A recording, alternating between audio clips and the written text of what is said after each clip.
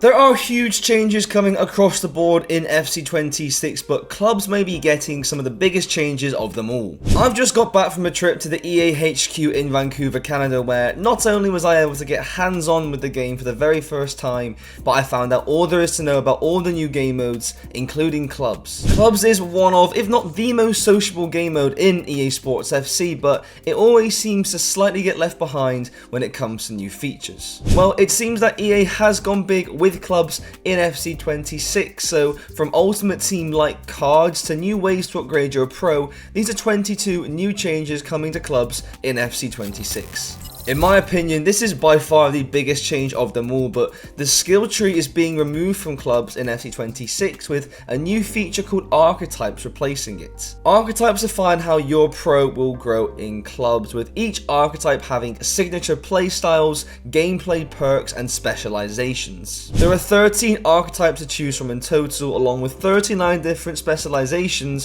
which help personalize your progress. For example, if you began clubs and chose the finisher archetype for your pro, you'll start the game off with low-driven shot and first touch playstyles. These are the 13 archetypes that will be available when the game launches. For goalkeepers, there is shot stopper and sweeper keeper. Defensive archetypes are progressor, boss, marauder, and engine. The support archetypes are recycler, maestro, creator, and spark. And the offensive archetypes are magician, finisher, and target. Archetypes are based on some of the greats of the game, so you may notice some similarities between how you're building your pro and potentially a real-life footballer. None of the archetypes are positionally locked, so if you were playing as a left midfielder, you could use the offensive archetypes, while if you were playing as an attacking midfielder, if you wanted to, you could use defensive archetypes. This applies to all the archetypes and all the positions apart from goalkeepers. As you play games in clubs, you'll of course level up, and these will give you rewards towards improving your archetype. There will be chapters in clubs that most likely run alongside the FC season. During each chapter, you may reach an attribute threshold where you can no longer improve a certain attribute. At this point, instead of improving your stats, you'll start to earn playstyles. Out of the 39 specializations available, you can choose 3 in total, which will massively improve your pro's stats. You can change these specializations whenever you want. You'll be given an Archetypes card in FC26, which looks very similar to the Ultimate Team cards in-game. It's just a visual addition. This card would appear in the menus and before and after games, and you can pretty much earn upgrades to this card to change the background, and also you'll have your level and your face displayed on the card. Because of this new card addition, some new clubs rewards available include vanity items such as skins for the cards. Every chapter, the game will allow more improvements thanks to archetypes, with more rewards available through objectives and live events. These include more playstyles, bigger attribute boosts, vanity items, and even an icon status for your Ultimate Team-like cards. Another big new reward available by completing live events are XP multipliers.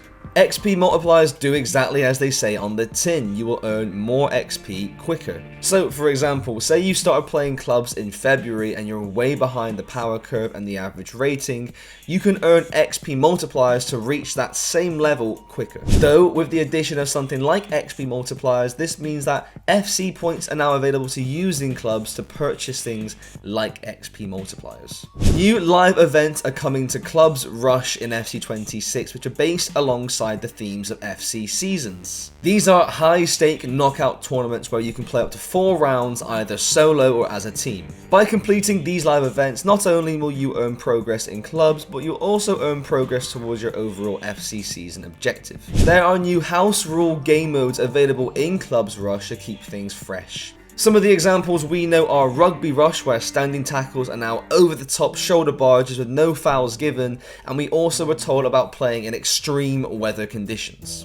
You will no longer be constricted to just one club at a time in clubs. Now, you can be part of up to 3 teams at once, and you can easily change between these teams in the menus. The 11v11 team selection page has been updated visually, and now it looks almost identical, if not the exact same, to the team selection page in Ultimate Team. The level of AI players has always been a complaint for clubs players, so now managers can use their facility budget to go towards improving AI teammates rather than the pros. Be a goalkeeper has been overhauled in FC26. We know that EA has improved goalkeepers overall, but if you want to play as a goalkeeper in FC26, there's now more controls and commands for you to use in-game. Fatigue has also been updated in clubs for FC26, meaning that your pro will no longer suffer from long-term fatigue. So, for example, if your pro has 94 pace and receives the ball in the 88th minute, they're still going to have full stamina, meaning the quick players will always feel quick. The match rating system has been updated. Now, your rating will be evaluated based on how well you play to your dedicated tactical role. This then decides how much XP you will get after each game. So, for example, say you are a left midfielder for your club and your instructions are asking you to be more of a defensive or a supporting winger. Well, if you sit up front all game and score a hat-trick, you won't just get a 10 rating, it will be heavily impacted by how much you actually play to your dedicated tactical role. EA has expanded the quick chat feature in FC26. After its introduction in FC25, it was such a big hit that EA has increased the number of commands from 4 to 16. Lastly, if you pre-order any version of FC26, you'll receive an additional archetype slot without having to use club's coins, while you'll also earn a consumable for double archetype XP for 20 games. And that should be everything new coming to clubs in FC26. There's a lot to take in, but I want to know what you all think, so let me know in the comments down below, what do you think of these new updates? Thanks for watching.